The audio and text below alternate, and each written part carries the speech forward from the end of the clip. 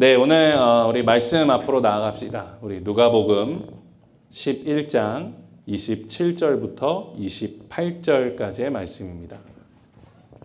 누가복음 11장 27절부터 28절까지의 말씀. 조금만 볼륨 줄여주시겠어요? 우리 한 목소리로 함께 봉독하겠습니다. 이 말씀을 하실 때에 무리 중에서 한 여자가 음성을 높여 이르되 당신을 뵌 태와 당신을 먹인 젖이 복이 있나이다 하니 예수께서 이르시되 오히려 하나님의 말씀을 듣고 지키는 자가 복이 있느니라 하시니라. 아멘. 네, 오늘은 말씀을 이끄는 삶이 아닌 말씀이 이끄는 삶이라는 제목으로 함께 말씀 나누려고 합니다.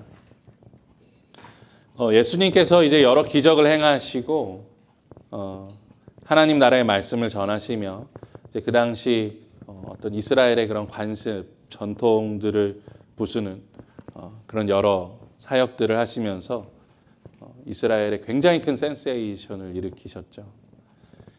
사람들은 예수님께 환호했습니다. 그리고 예수님의 말씀을 듣는 것을 사랑했고 또 예수님을 만나기 원했고 그래서 예수님의 그 옷자락이라도 한번 잡아보기를 원했죠. 그래서 예수님이 가는 길에는 수많은 사람들이 구름대처럼 그렇게 몰려들었습니다. 그래서 많은 사람들이 궁금해했죠. 예수님의 이 능력은 과연 어디에서 나오는 걸까? 예수님의 이 파워, 이 힘은 어디에서 나온 것일까?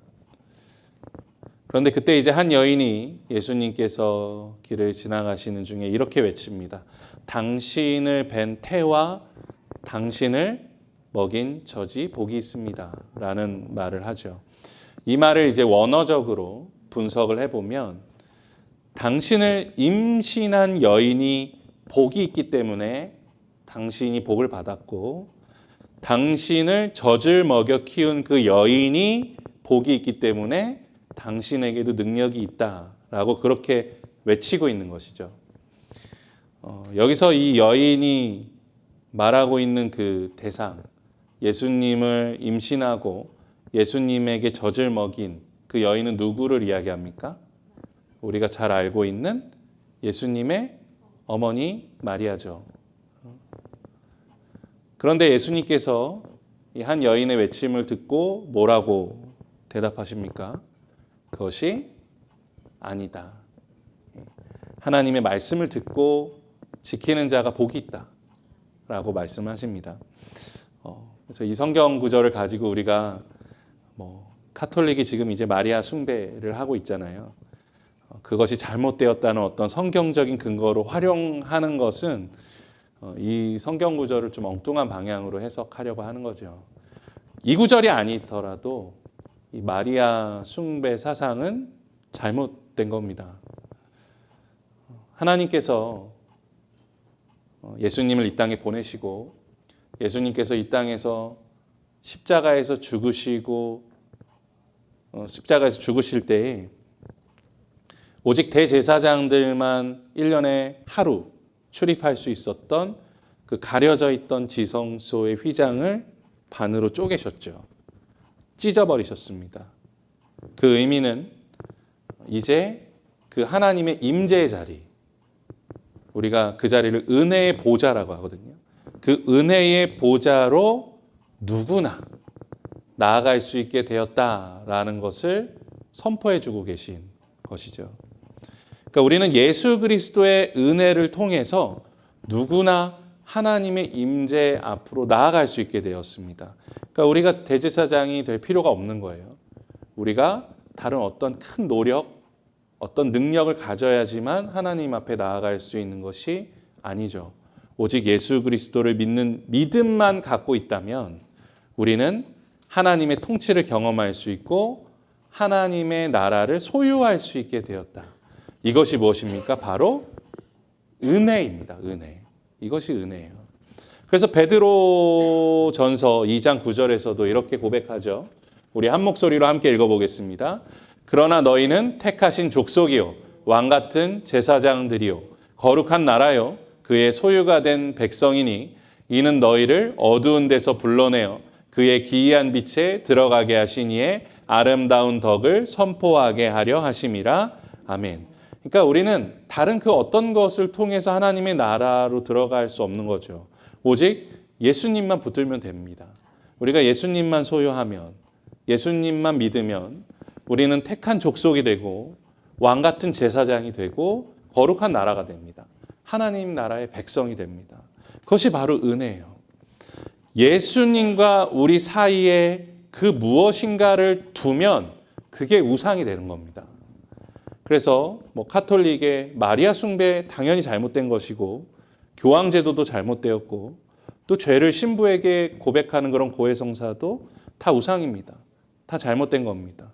우리가 예수 그리스도께 나아갈 수 있는 길을 하나님은 열어놓으셨어요.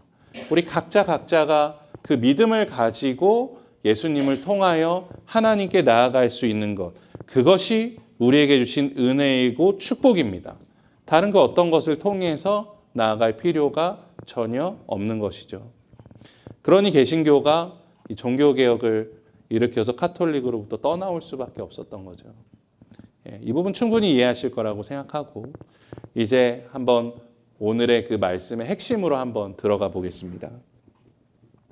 오늘 예수님께서 진지하게 하고 계신 이 말씀은 그 당시 이제 이스라엘 백성들이 가지고 있었던 잘못된 문화와 사상을 꼬집어 주고 계신 것이죠.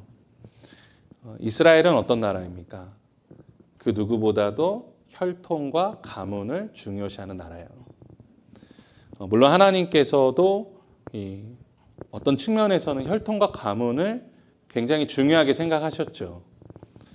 하지만 그것은 하나님의 언약이 담긴 부분이기 때문에 그렇게 하신 것이지 혈통과 가문이 구원을 준다는 이야기는 아닙니다. 또 이스라엘 백성들이 이방 민족과 함부로 결혼하는 것을 반대하셨어요. 하지만 그것은 이 이스라엘 백성들, 유대인들의 막 그 순수 혈통이 중요하기 때문이다. 이것을 이야기하는 것이 아니고 이 유대인들이 이방 사람들과 결혼하면 꼭 어떻게 됩니까? 그들의 문화를 따라서 어떻게 해요? 우상을 숭배해요. 하나님은 유대인들의 그 연약함을 아셨던 거죠. 그러니까 너희가 이방 여인들을 너무 받아들이지 말고 하나님만 믿어라. 그런 의미에서 율법을 주신 겁니다. 그런데 이제 많은 사람들이 어떻게 합니까? 하나님의 그 뜻을 무시하고 이방 여인들과 사귀며 우상을 숭배하기도 하죠. 근데 그렇다고 다 그랬던 것만은 아닙니다. 성경을 보시면 어떤 성경의 인물들은 이방 여인들과 결혼했지만 또 그 안에서 하나님을 잘 믿으면서 하나님의 언약을 지켜나가는 그런 모습들도 볼 수가 있죠. 그러니까 하나님은 무조건 이방 사람들하고 결혼하지 말아라 그렇게 이야기하신 것은 아니라는 것이죠. 그런데 이스라엘 백성들은 이 하나님의 그 깊으신 뜻도 모르고 하나님의 말씀을 어떻게 합니까? 자신들 입맛에 맞게 해석하기 시작합니다. 그래서 그들 안에 어떤 문화를 갖게 됩니까? 어떤 사상을 갖게 됩니까? 바로 선민 사상이죠. 그러니까 내가 이스라엘의 백성이기 때문에 특별하다. 믿음이 아닌 혈통으로 구원받는다. 라는 그런 사상이 이스라엘 안에 뿌리가 깊게 박혀 있었습니다. 그러니까 내가 아무것도 안 해도 심지어 죄를 지어도 이스라엘 백성이기 때문에 내가 유대인이기 때문에 구원받을 수 있다라는 착각을 하기 시작했죠. 그래서 그러한 사상들이 이어지다 보니까 결국 이스라엘 자체의 문화 안에도 퍼지게 되었고 가문과 혈통이 무엇보다 중요해졌습니까? 믿음보다 중요해지기 시작해요. 그들의 신앙보다 중요해지기 시작합니다. 그래서 성경에 잘 나오는 이야기 아닙니까? 자식이 장애가 있거나 병이 있으면 그것을 누구의 잘못으로 생각합니까? 부모의 잘못. 부모의 죄 때문에, 부모가 지은 죄 때문에 너희 자녀가 잘못되는 것이다. 그렇게 해석을 하죠. 또 반대로 그러면 자식이 사회적으로 성공을 하거나 잘 됐어요. 그럼 어떻게 생각합니까? 부모에게 복이 있기 때문에 자식이 잘 됐다 라고 그렇게 생각하는 문화들이 그들 안에 있었습니다. 어떻게 보면 이제 한국에서도 그런 문화들이 예전에 많이 자리 잡고 있었죠. 조상들한테 잘하면 내가 복을 받고, 또 조상들이 잘 못하면 저주를 받고. 오늘 말씀에서 소리친 여인도 이와 비슷한 이야기를 하고 있는 거예요. 예수님이 정말 복된 사역들을 하고 계세요. 축복된 사역들을 하고 계십니다. 그런데 그게 누구 때문이라는 거죠? 그 어머니의 복 때문이라는 거예요. 마리아가 복이 있기 때문이다라는 것입니다. 하지만 예수님께서 그 생각을 단번에 끊어주시죠. 틀린 말이라는 것입니다. 오직 하나님의 말씀을 듣고 지키는 자가 복된 인생이다 라고 분명하게 말씀하십니다. 어떤 환경적이고 사회적이고 문화적인 요인들이 우리를 영적인 축복으로 이끌어가는 것이 아니라 오직 믿음 안에서 하나님의 말씀을 쫓아 살아가는 이들이 영적인 축복을 누리게 된다라는 그러한 선포인 것이죠. 그리고 이 말씀은 우선 예수님께서 스스로의 삶을 선포하는 그런 모습이기도 합니다. 예수님이 이 땅에 오셔서 여러 가지 기적들을 행하시고 정말 축복된 사역들을 정말 많이 하셨는데 그렇게 하실 수 있으셨던 이유는 무엇입니까? 제가 너무 당연한 이야기 하나요? 예수님께서 하나님의 아들이시기 때문에 당연히 그것을 당연히 하실 수 있는 거 아니냐. 낳으실 때부터 하나님의 아들로 태어나셨기 때문에 그런 모든 슈퍼파워죠. 어떤 그러한 능력들을 가지고 계셨던 것 아니냐라고 그렇게 생각하실 수도 있지만 예수님은 그렇게 말씀하지 않으십니다. 물론 예수님은 하나님의 아들이세요. 그걸 부인하거나 부정하는 게 아닙니다. 예수님 하나님의 아들이신 것이 맞습니다. 하지만 자신이 하나님의 아들이기 때문에 그 능력을 행했다라고 말씀하지 않으시고 본인이 아버지 하나님을 믿고 의지하며 그 말씀을 지키고 순종하기 때문에 내가 이 능력을 행할 수 있다라고 고백하십니다. 요한복음 5장 19절에서 이렇게 말씀하세요. 예수께서 그들에게 이르시되 내가 진실로 너에게 이르노니 아들이 아버지께서 하시는 일을 보지 않고는 아무것도 스스로 할 수 없나니 아버지께서 행하시는 그것을 아들도 그와 같이 행하느니라. 예수님께서 스스로에 대한 고백을 하고 계신 것이죠. 우리는 착각할 때가 많습니다. 예수님께서 하나님의 아들이시니까. 맞아요. 하나님의 아들이십니다. 그러니까 선천적으로 그런 슈퍼파워를 갖고 계시고 그래서 그냥 본인이 사용하고 싶으실 때 그 능력을 다 사용하셨겠지라고 생각합니다. 하지만 예수님 그렇게 말씀하지 않으세요. 예수님은 하나님 아버지께서 보게 하시는 것을 보셨고 하나님 아버지께서 행하게 하시는 것을 순종할 때 그 일들을 행하셨다라고 고백합니다. 예수님은 하나님의 아들이시지만 아무 능력이 없는 철저한 인간의 몸으로 이 땅에 오셨습니다. 빌립보서 2장 6절과 7절에서 이렇게 고백하죠. 우리 한 목소리로 함께 읽어보겠습니다. 그는 근본 하나님의 본체시나 하나님과 동등됨을 취할 것으로 여기지 아니하시고 오히려 자기를 비워 종의 형체를 가지사 사람들과 같이 되셨고 끝인가요? 같이 되셨고 네. 이 말씀 보시면 뭐라고 말씀합니까? 예수님은 종의 형체를 가지고 이 땅에 오셨는데 자기를 비우셨어요. 완전히 비우셨습니다. 그러니까 모든 하늘의 권세를 다 내려놓고 완전한 인간의 모습으로 이 땅에 오셨어요. 말 그대로 다 비우셨습니다. 엠프티예요. 완전 빈 겁니다. 텅 비어있는 상태. 정말 아무것도 없는 상태로 이 땅에 오셨습니다. 예수님은 우리와 전혀 다를 것이 없는 아무것도 같지 않은 인간의 몸으로 이 땅에 오셨습니다.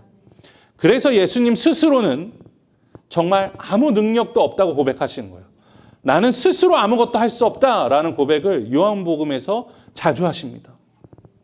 그래서 예수님께서 앞선 이 요한복음 5장에 우리가 함께 읽었던 말씀에서 이야기하시는 것처럼 하나님 아버지께서 나와 함께 하시지 않으시면, 내가 하나님 아버지의 말씀에 순종하고 나아가지 않으면 나도 아무것도 할 수 없다라고 고백하세요.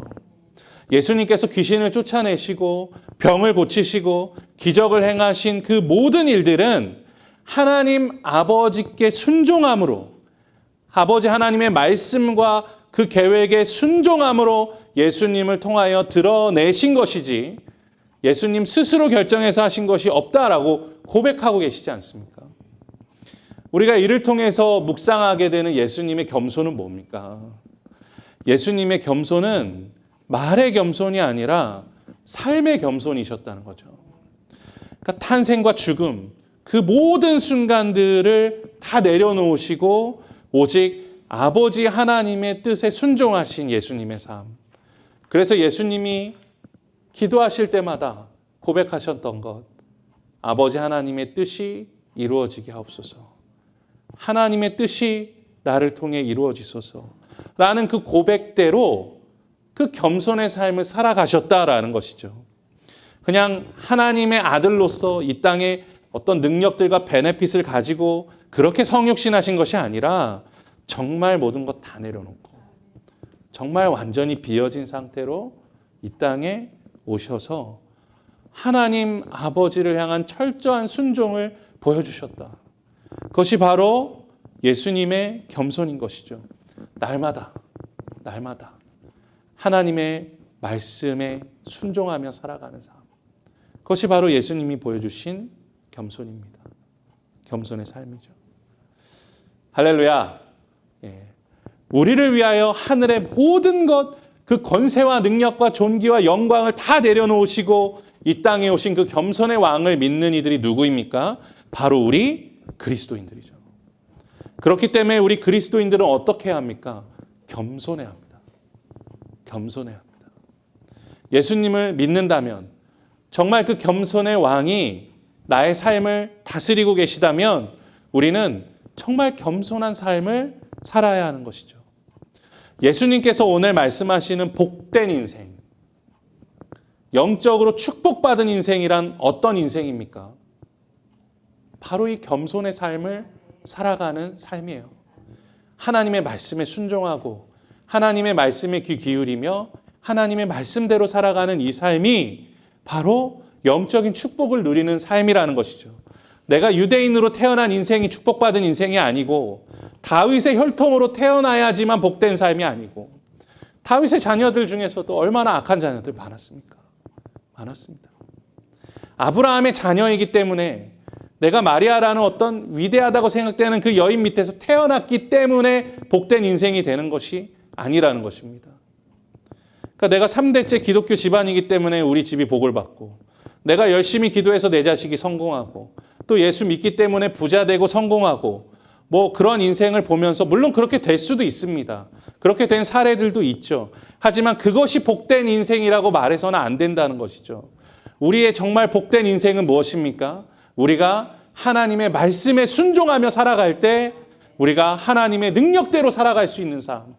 그것이 바로 복된 인생이라고 주님은 오늘도 우리에게 말씀해 주고 계신 것입니다.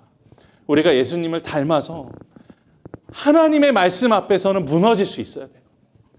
하나님의 말씀 앞에서는 우리의 삶을 내려놓을 수 있어야 됩니다. 내가 나의 고집과 생각과 마음이 있지만 하나님의 말씀이 나를 붙들면 내가 그 말씀을 이끌고 조절하며 살아가는 것이 아니라 그 말씀이 나를 다스리고 그 말씀이 나를 이끄는 삶. 그러한 겸손한 삶을 살아갈 때 우리는 하나님이 주시는 영적인 축복을 누리며 살아갈 수 있게 된다라는 것이죠. 그래서 예수님께서 오늘 말씀을 통해 선포하시는 것은 하나님의 말씀을 듣고 지키는 삶이라는 것이 어떤 도덕책을 읽으면서 와, 내가 오늘 뭐 하나 깨달았다. 야, 이제 나도 내 인생에 이거 하나 정도 더해서 살아야겠다. 그런 것을 의미하는 것이 아니죠. 오늘 말씀에 나오는 이 11장 28절의 말씀을 원어적으로 분석해 보면 듣다. 우리가 하나님의 말씀을 듣다라는 의미의 그 듣다라는 뜻에는 마음으로 이해한다는 뜻이 들어 있습니다. 그냥 하나님의 말씀을 내 귀로 듣는 것이 아니라 마음으로 이해하는 거예요.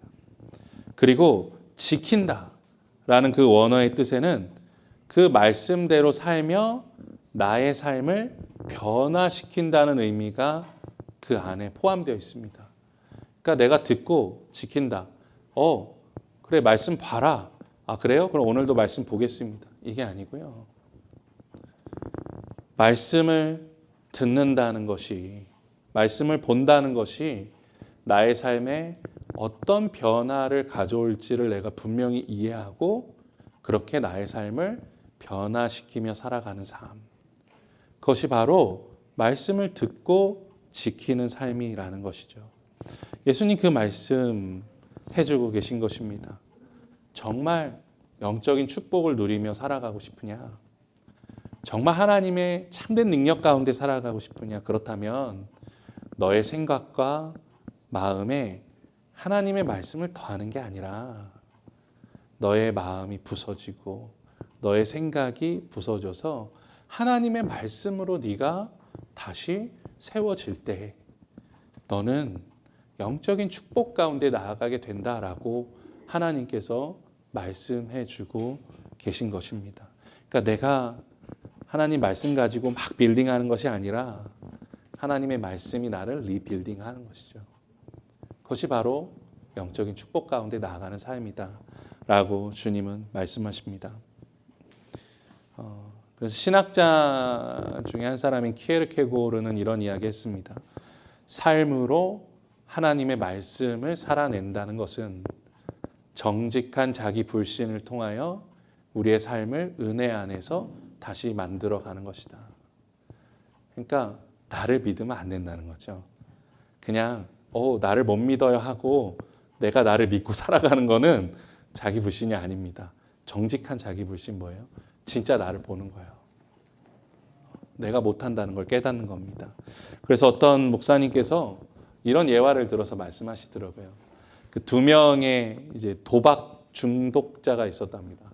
A라는 도박 중독자, B라는 도박 중독자가 있었는데 이들이 이제 교회 안에서 그런 치료 프로그램을 같이 받았다고 해요.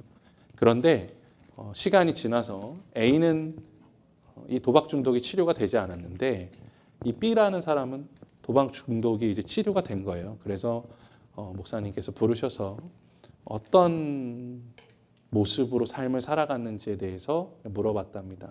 그랬더니 A는 날마다 스스로에게 이렇게 고백했다고 해요. 나는 주님의 은혜를 믿습니다. 나는 믿습니다. 그래서 나는 이 도박을 끊을 수 있습니다. 할 수 있습니다. 주님이 능력 주시는 자 안에서 모든 것을 할 수 있다고 하지 않았습니까? 나는 언젠가 이 도박을 반드시 끊을 것입니다. 단 오늘 하루만 즐기고 내일부터 이 도박을 끊어내겠습니다. 라는 고백으로 살아갔다는 거예요. 그랬더니 당연히 그것을 끊지 못했다는 것이죠. 그런데 B는 늘 이렇게 고백하며 기도했답니다. 저는 도박을 끊을 힘이 없습니다. 그래서 오늘 또 도박장에 갈지도 모르겠습니다. 내일이면 또 생각날 겁니다. 평생 동안 나를 괴롭히겠죠. 너무나 힘들 것 같습니다. 주님, 오늘도 나는 이 유혹을 이길 힘이 없습니다. 나를 도와주세요. 힘을 주세요. 오늘 하루 하나님을 생각하고 참고 또 참겠습니다.